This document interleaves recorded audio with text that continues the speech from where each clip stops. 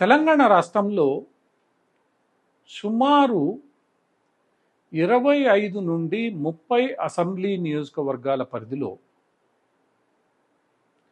సెటిలర్లు అని తెలంగాణ ఉద్యమంలో ముద్ర వేయబడిన ఆంధ్ర రాయలసీమ వాసులు పెద్ద సంఖ్యలో ఉన్నారు. తెలంగాణ ఉద్యమం సందర్భంగా వీరందరినీ వ్యంగ్యంగా వలస జీవులుగా, సెటిలర్లుగా ముద్ర వేయబడి వారిపై ఎన్నో విమర్శలు, ఆరోపణలు గుప్పించడం జరిగింది. హైదరాబాద్ నగరాభివృద్ధిలో ఈ వలస జీవులు లేదా సెటిలర్లు ఎంతో కీలక పాత్ర పోషించారనడంలో సందేహం లేదు.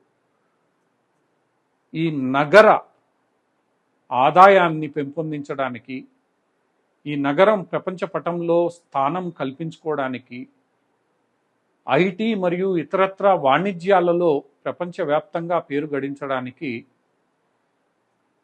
ఈ సెటిలర్లు అనబడే ఆంధ్ర రాయలసీమ వాసులు చేసిన కృషి అందరికీ తెలిసిందే. ఇలా ఎంతో తీవ్రంగా శ్రమపడి వ్యాపార వాణిజ్యాలలోనూ ఇతరత్ర స్థిరపడిన ఈ సెటిలర్లు తెలంగాణ ఉద్యమ సమయంలో దోపిడీదారులుగాను ఇతరత్ర ఎన్నో పేర్లతో ఉద్యమకారుల చేత పిలిపించుకోబడ్డారు, అవమానింపబడ్డారు, ఇబ్బందులను ఎదుర్కొన్నారు. అయినప్పటికీ తెలంగాణ ఉద్యమం పూర్తయిన తర్వాత, కొత్త రాష్ట్రం ఏర్పడిన తర్వాత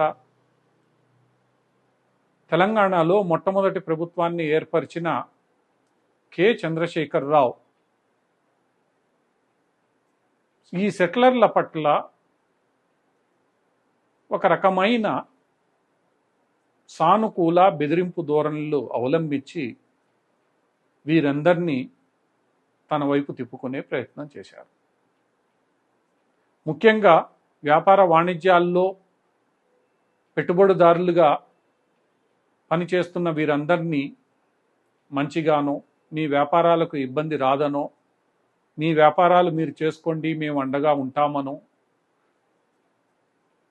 మాతో కలిసి మీరు వ్యాపారాలు చేసుకోండి అని బెదిరించో, భయపెట్టో, లాభాన్ని చూపించో బీఆర్ఎస్ నేతృత్వంలోని నాయకులు వీరిని ఆకట్టుకున్నారు.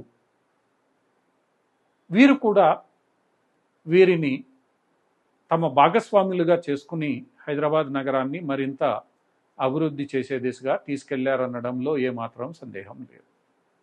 అందుకే గత అసెంబ్లీ ఎన్నికల్లో 10 ఏళ్ల తర్వాత మూడోసారి జరిగిన తెలంగాణ అసెంబ్లీ ఎన్నికల్లో హైదరాబాద్ నగరం మొత్తం, గ్రేటర్ హైదరాబాద్ మున్సిపల్ కార్పొరేషన్ పరిధిలోని అన్ని అసెంబ్లీ నియోజకవర్గాల్లో పాత బస్తీ మినహాయిస్తే బీఆర్ఎస్ విజయాన్ని సాధించింది. ఒక రకంగా ఈ సెటిలర్ల మనస్సును బీఆర్ఎస్ దోచింది.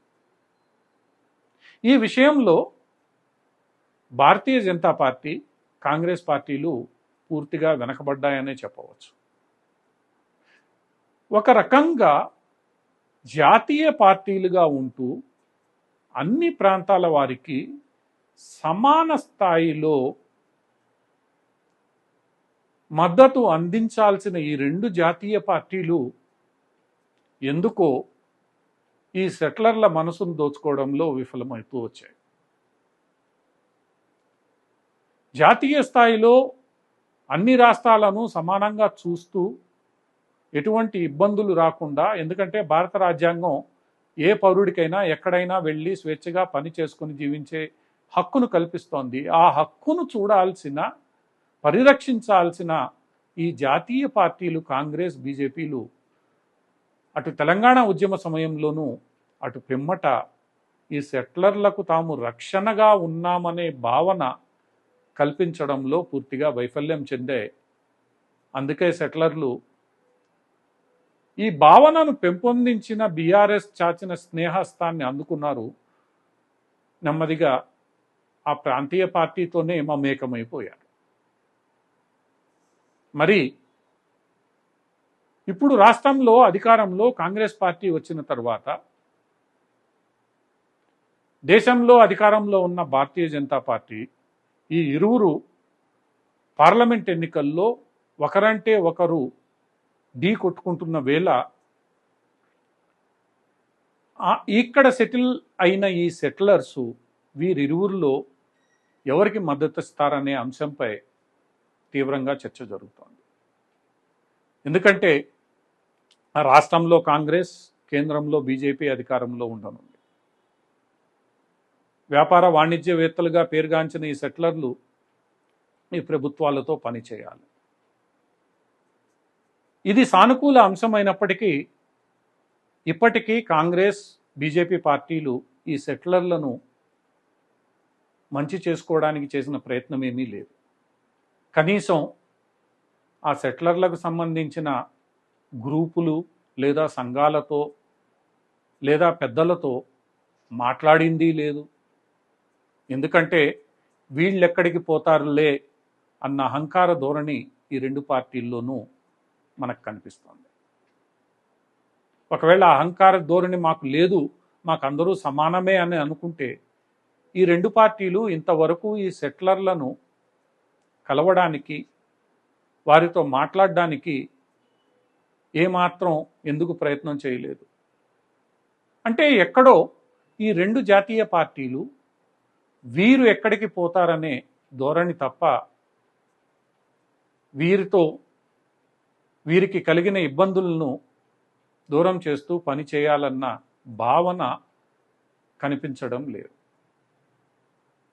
ఇదే భావన రాబోయే 10 రోజుల్లోనూ కొనసాగితే హైదరాబాద్ నగర పరిధిలో ఎక్కువగా ప్రభావితం చేయగలిగిన ఈ సెటిలర్లు ఏ పార్టీకి మద్దతిస్తారు? గతంలోలా బీఆర్ఎస్తో వెళ్తారా, లేదా జాతీయ పార్టీలు ఎవరిని ఎంచుకుంటారో